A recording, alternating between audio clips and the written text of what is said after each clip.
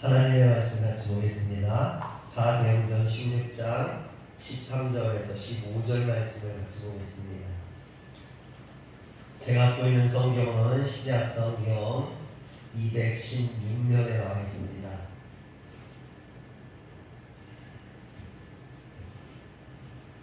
사도행전 16장 13절에서 15절 말씀을 같이 기록합니다. 안식일에 우리가 기도할 곳이 있을까 하여 문 밖 강가에 나가 거기 앉아서 모인 여자들에게 말하는데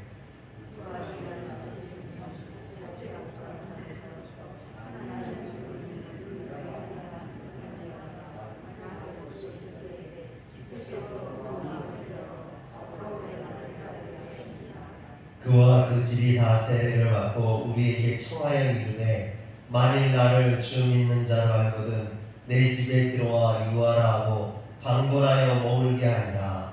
아멘. 사도 바울이 자신의 인생에 대해서 디모데후서 4장 7절에 보면 나는 선한 싸움을 싸우고 나의 달려갈 길을 마치고 믿음을 지켰으니 라고 고백을 합니다. 그는 처음 예수를 핍박하는 자였습니다.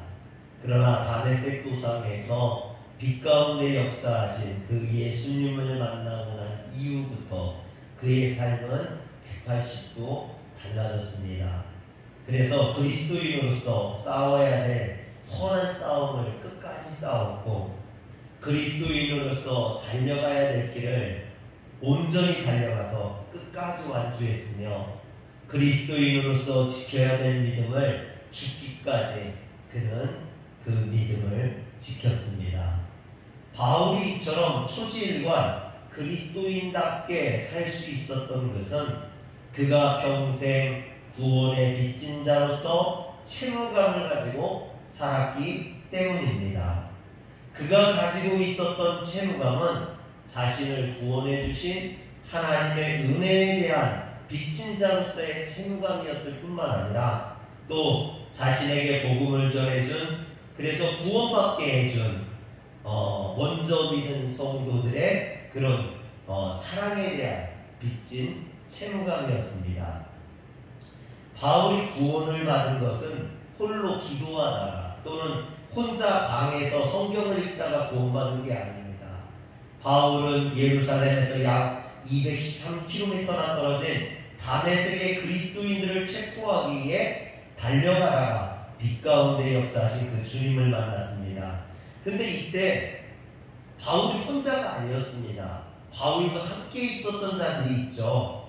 바울은 사람들을 이끌고 지금 그리스도인들을 잡으러 가고 있었습니다. 바울은 그들 중에 우두머리였어요. 그래서 바울이 뭐라고 합니까? 나는 죄인 중에 괴수였다라고 말을 합니다. 그런데 하나님께서 그런 그를 지명하여 불러 구원하셨던 것이죠. 여러분, 왜 같은 날, 같은 시간, 같은 장소에서 여러 사람들이 같은 목표를 향해 가고 있었는데도 불구하고 유독 죄인 중에 괴수였던 바울 한 사람만 구원받을 수 있었을까요? 여러분, 이 질문에 우리의 지성을 가지고 어떻게 대답할 수 있는 질문은 아닙니다. 그것은 단지 하나님의 은혜요 사랑이었다라고 밖에 말할 수 없습니다. 누구는 구원받고 누구는 구원받지 못하는 것을 어떻게 우리가 설명할 수 있습니까? 하나님이 바울을 선택하신 것이고 바울을 구원하시기 위해 이와 같은 은혜를 베푸셨음입니다. 이처럼 바울의 구원은 자신의 어떤 능력이나 조건으로 구원받은 것이 아니라 전적으로 하나님의 은혜로 말미암은 것입니다. 그러므로 바울은 하나님의 사랑과 은혜에 빚진 자로서 하나님의 사랑과 은혜에 대한 채무감을 가질 수밖에 없었던 거죠.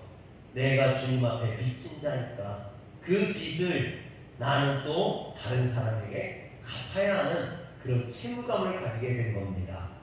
또한 주님을 만난 이 바울은요, 눈이 멀게 되죠. 다메섹 도성에서 눈이 멀어서 사람들의 손에 이끌려 다메섹 성에 들어가게 됩니다. 그리고 하나님께서 아나니아라는 선지자를 보내서 이 바울의 눈을 뜨게 해주죠. 그리고 그 안에서 자신이 잡으러 갔던 그 다메섹 성의 그리스도인들을 통해서 예수 그리스도의 복음을 알게 되고 하나님의 사랑을 깨닫게 되고 그리스도인이 되게 됩니다. 그리고 그가 예루살렘에 들어가서 복음을 전하고 또 그곳에서 성도들을 사귀고자 했지만 아무도 이 바울이 회심한 걸 믿어주지 않았어요. 사람들이 어울리려고 하지 않았습니다. 그때 나서서 이 바울을 보증해줬던 사람이 바나바라는 사람이죠. 그리고 사도들을 만나게 해주고 베드로를 만나게 되고 그가 복음 전하는 일을 할 수 있게 되었습니다. 이처럼 바울이 예수를 믿게 되고 그리스도인으로서 살아가는 데는 먼저 믿은 성도들 바나바나 우리아나 이런 먼저 믿은 사람들의 도움이 있었다라는 거죠. 사랑하는 성도 여러분, 우리가 지금 신앙생활을 하는 것도 생각해보면 나 혼자 믿은 게 아니라는 거예요. 나를 전도한 사람이 있고 또 나에게 신앙을 가르쳐준 사람이 있고 내 앞에서 본을 보였던 사람들이 있고 그런 사람들의 사랑과 도움으로 오늘 내 신앙이 내 믿음이 이처럼 견고해질 수 있었다라는 거죠. 사도 바울과 같은 인물도 그 혼자 된 게 아니라는 겁니다. 이처럼 하나님의 은혜와 사랑이 있었고 먼저 믿은 성도들의 도움이 있었기 때문에 그가 사도 바울이 될 수 있었다라는 겁니다. 이런 의미에서 바울은 어떤 복음의 빚진 자로서의 채무감을 가지게 된 겁니다. 그런 어떤 사랑을 받게 된 거죠. 그래서 바울은 죄인 중에 괴수였던 자신에게 하나님께서 불가사의한 구원의 사랑을 베풀어 주신 것은 자기 홀로 안락한 삶을 살게 하려는 그런 뜻이 아니라 하나님께서 세상의 많은 사람들을 구원하기 위한 통로로 자신을 사용하기 위함이라는 것을 깨닫게 됩니다. 그리고 이런 채무감이 먼저 구원받은 종을 입은 자로서 아직 구원을 입지 못한 사람들에게 대한 복음의 책임감으로 작용하여서 그들에게 복음을 증거하기 위해서 평생을 헌신하고 충성하게 되었던 것이죠. 그래서 바울은 지금 이런 자기 중심적으로 살던 삶을 버리고 헬라인이나 이방인이나 지혜 있는 사람이나 어리석은 사람이나 따로 구분하지 않냐고 하나님께서 원하시면 누구에게든지 어디든지 찾아가서 기꺼이 하나님의 복음을 증거하는 그런 복음의 사도가 되었던 것이죠. 오늘 말씀도 그런 말씀 중에 하나인 거죠. 여러분, 바울이 수리아 안디옥에서 목회자로 있던 바울 아닙니까? 그곳에서 가만히 편안하게 지낼 수 있었음에도 불구하고 거기에서 무려 2000km나 떨어진 왜 이 유럽까지 와서 빌립보 성에 들어와서 복음을 증거하고 있습니까? 가까운 거리가 아니에요. 지금처럼 자동차가 있는 것이나 비행기도 있는 것도 아니고 그 먼 거리를 찾아와서 이런 복음을 증거하게 된 그것은 그가 복음의 빚진 자로서 어디든지 복음을 들고 나아가서 하나님의 복음을 증거하려는 그런 사명이 있었기 때문이라는 거죠. 그래서 이런 복음의 사명을 가지고 빌립보성에 들어왔고 빌립보성에 와서 첫 번째 안식일을 만나서 시냇가에 나갔다가 기도처를 찾아서 시냇가에 나갔다가 그곳에서 여인들을 만나게 됩니다. 그리고 그 여인들에게 복음을 전하는데 그 여인들 중에 오늘 성경에서 만난 그 주인공인 루디아가 그 복음을 듣고 예수를 영접하게 됩니다. 할렐루야. 그런데 사실 여러분 그 자리에 루디아 혼자만 있었던 게 아니라는 거예요. 여인들이 있었다라는 것은 그곳에 여인들이 여럿이 있었다라는 이야기죠. 그런데 이 여러 명의 여인들 중 그 중에서 구원받은 건 루디아 한 사람이었다라는 겁니다. 그날 그 시간 그곳에서 똑같이 바울의 복음을 들었지만 구원받은 건 루디아, 오직 루디아 한 사람밖에 없다라는 것이죠. 그러므로 복음을 듣기 위해 이런 어떤 루디아하고 바울하고 아는 사이가 아니잖아요. 둘이 무슨 시간을 약속해놓고 만난 것도 아닙니다. 바울은 성령의 인도하심을 따라 빌립보에까지 왔고 그 성령의 인도하심이 그를 루디아에게 인도했다라는 거죠.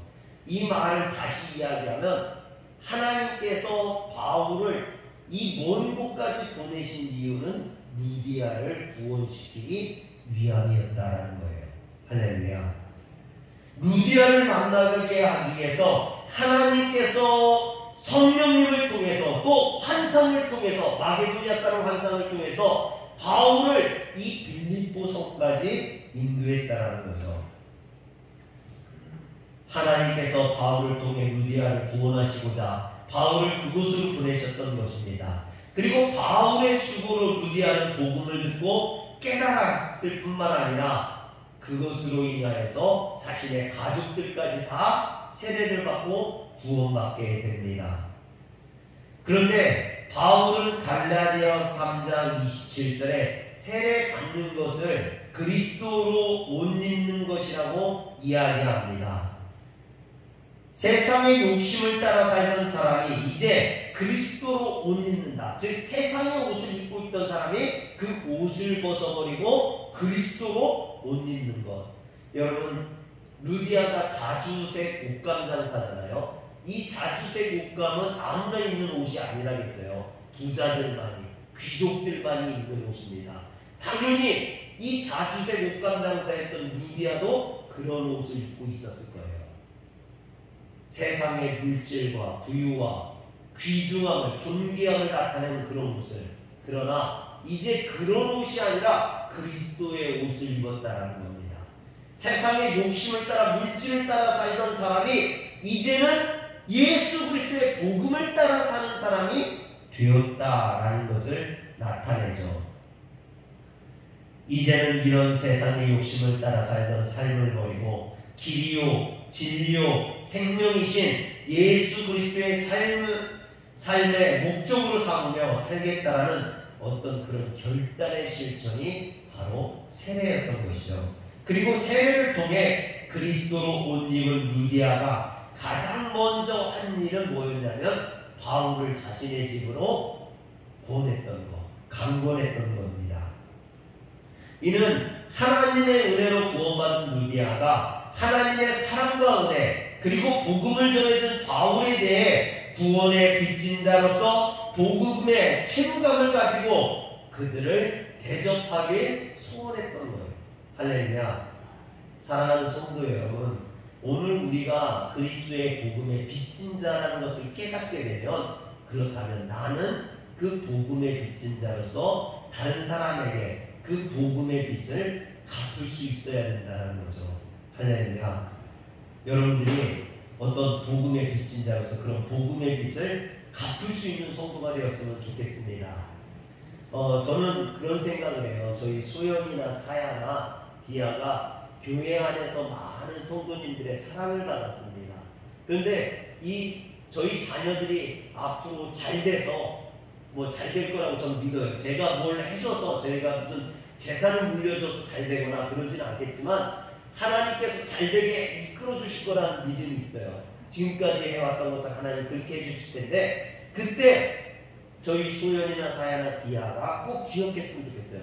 내가 받았던 그 사랑을 다른 사람들에게 돌려줄 수 있는, 베풀어 줄 수 있는, 나눠줄 수 있는. 그래서 교회에서 착한 학생들이나 이런 아이들 보면 작금도 주고 교회에서 어려운 사람들 이웃도 도와주고 학생들에게 선물도 사주고 이런 일들을 앞으로 더 많은 일들을 좀 할 수 있는 그런 베푸는 사람이 되었으면 좋겠다는 생각을 갖습니다.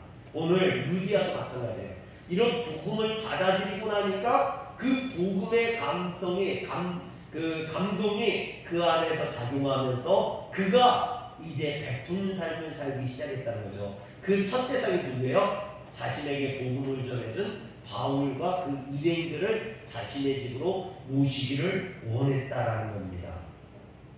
15절에 보면 내 집에 들어와 유하기를 청했던 것을 보게 됩니다.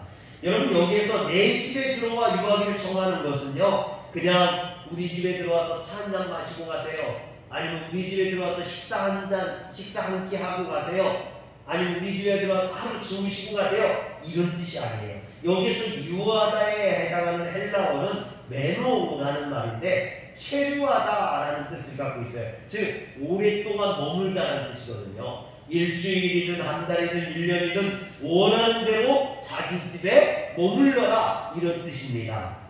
그런데 여기서 루디아가 초청한 대상은 바울 한 사람이 아니죠. 여러분, 바울 일행이라고 봐야 돼요. 바울 일행이 누굽니까? 바울과 실라, 그리고 디모데, 그의 수종을 줘서 디모데, 그리고 바울을 전담해서 했던 의사 누가, 이렇게 4명의 장정이죠. 4명의 남성들로 구성되어 있습니다.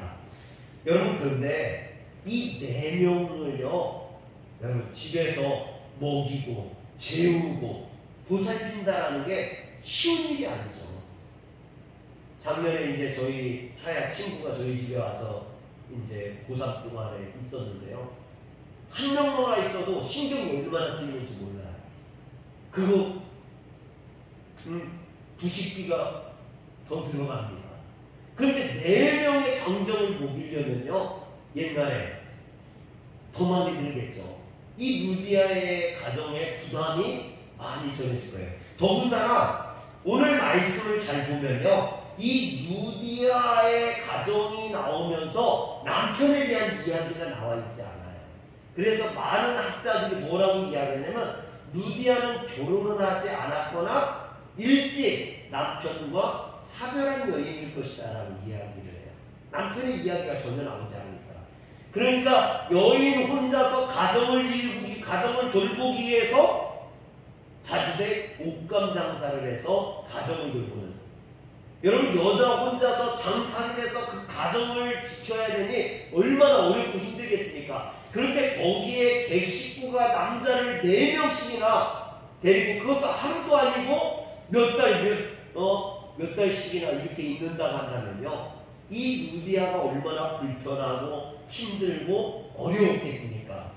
그런데 루디아는 이런 부담감이나 이런 어떤 자신의 물질적인 손해, 여러 가지 손해가 오겠죠. 여러 가지 어렵고 힘들겠죠. 근데 그것들을 다 감당하겠다는 거예요.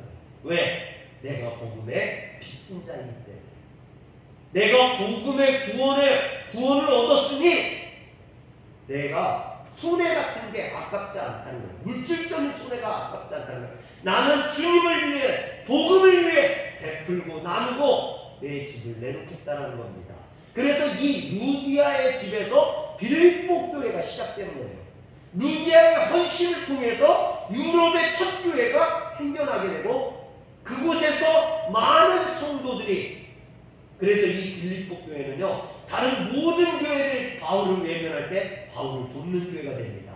예루살렘에 어려움이 있을 때 예루살렘을 돕는 교회가 됩니다.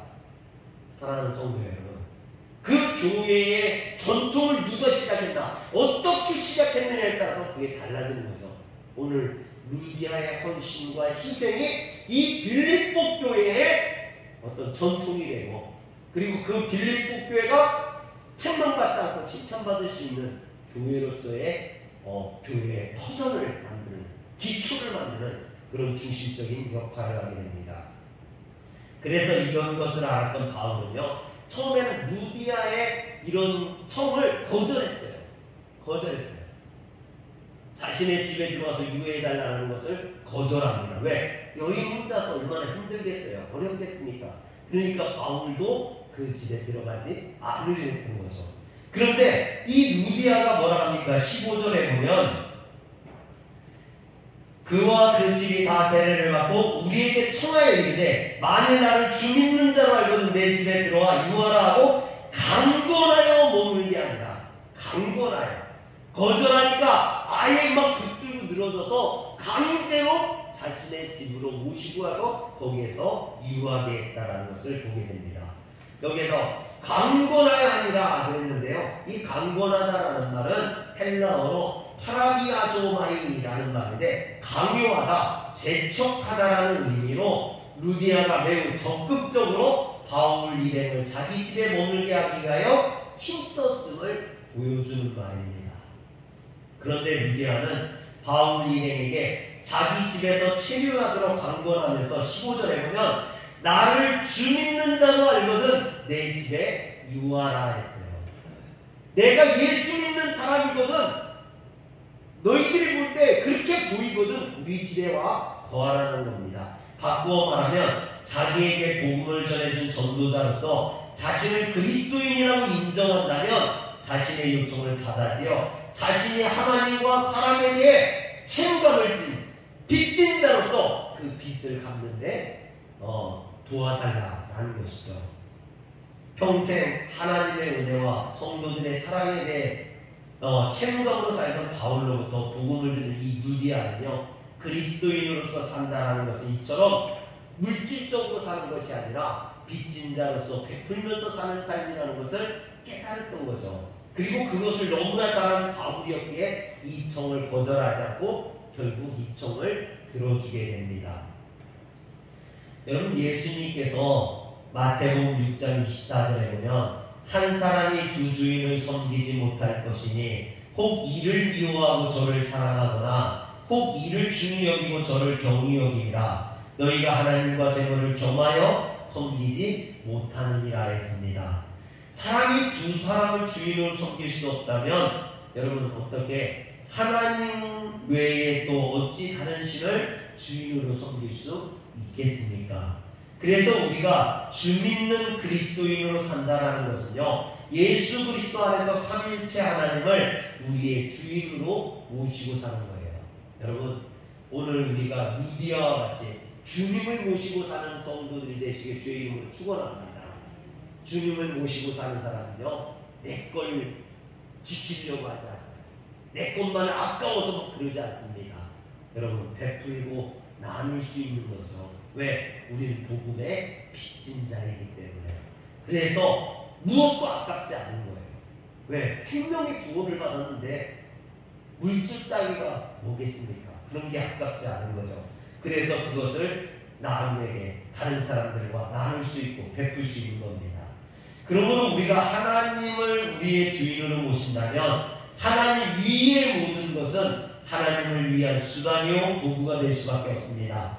만약 주 믿는 그리스도인이면서도 여전히 자신의 소유를 주인으로 모시고 산다면 그 사람은 아직도 하나님을 온전히 주인으로 모시지 않은 사람이라고 할 수 있겠죠. 이런 의미에서 나를 주 믿는 자로 알거든 내 집에 들어와 유하라는 이 루디아의 고백은 루디아가 하나님을 자신의 주인으로 모시고 사는 참된 그리스도인이 되었다라는 그런 증거이기도 합니다. 그래서 예수님께서는 누가복음 12장 15절에 그들에게 이르시되 삶과 모든 탐심을 물리치라 사람의 생명이 그 소유의 넉넉함에 있지 아니하니라 그랬습니다. 여러분, 우리의 생명은 물질이 많고 적음이 있지 않다는 거죠. 물질로다가 우리의 생명을 살 수 없다라는 것입니다. 참된 생명은 오직 죽음을 깨뜨리고 부활하신 예수 그리스도를 통해서만 주어지는 줄 믿으시길 바랍니다. 그래서 예수님께서는요, 소유를 섬기는가 어떤 형제들 간에 재산 가지고 다투고 싸우고 그런 사람들에게 어리석은 부자의 이야기를 들려주십니다. 많은 소유를 지닌 부자가 더 많은 재물을 얻어 쌓아두고 이제부터는 먹고 마시고 편히 쉬겠다고 했을 때 예수님께서 그 부자에게 누가복음 12장 20절에서 21절 이렇게 이야기합니다. 하나님은 이르시되 어리석은 자여 오늘 밤에 내 영혼을 도로 찾으리니 그러면 내 준비한 것이 누구의 것이 되겠느냐 하셨으니 자기를 위하여 재물을 쌓아두고 하나님께 대하여 부요하지 못한 자가 이와 같으니라 하셨습니다. 우리의 생명은 결코 소유의 넉넉함에 있지 않습니다. 소유의 넉넉함만을 우리 생의 주인으로 삼으면 하나님 앞에서 우리의 생명은 날이 갈수록 궁핍해져가고 연약해질 수밖에 없겠죠. 오직 영원하신 삼위일체 하나님만을 우리의 주인으로 모시고 바울처럼 루디아처럼 복음의 빚진 자로서 우리의 모든 소유를 하나님의 사랑을 실천하기 위한 수단과 방법으로 사용한다면 여러분들을 주님께서 참된 그리스도인이라고, 또 주님뿐만 아니라 모든 사람들이 여러분을 참된 그리스도인이라고 인정할 줄 믿으시길 바랍니다. 기도하겠습니다. 전능하신 하나님, 오늘 우리는 복음의 빚진 자입니다. 내가 나 된 것은 주님의 은혜요, 또한 먼저 믿은 자들의 선한 영향력과 그들의 인도함이 있었는 줄 압니다. 지금까지 내가 신앙생활하면서 너무나 많은 사람들의 기도에 도움을 받았고 그들의 도움을 받았습니다. 하나님, 이제는 나도 베풀고 나누는 자가 되게 하여 주옵소서. 다른 사람들을 위해서, 성도들을 위해서 기도하는 자가 되게 하시고 내 것으로 다른 사람들을 도울 수 있고 베풀 수 있는 그런 참된 그리스도인의 삶을 살아가는 성도가 되게 하여 주시옵소서. 그 길만이 주님을 온전히 믿는 주님의 백성으로서의 삶임을 우리가 깨닫게 하여 주시옵소서. 우리 주 예수님의 이름으로 기도합니다. 아멘.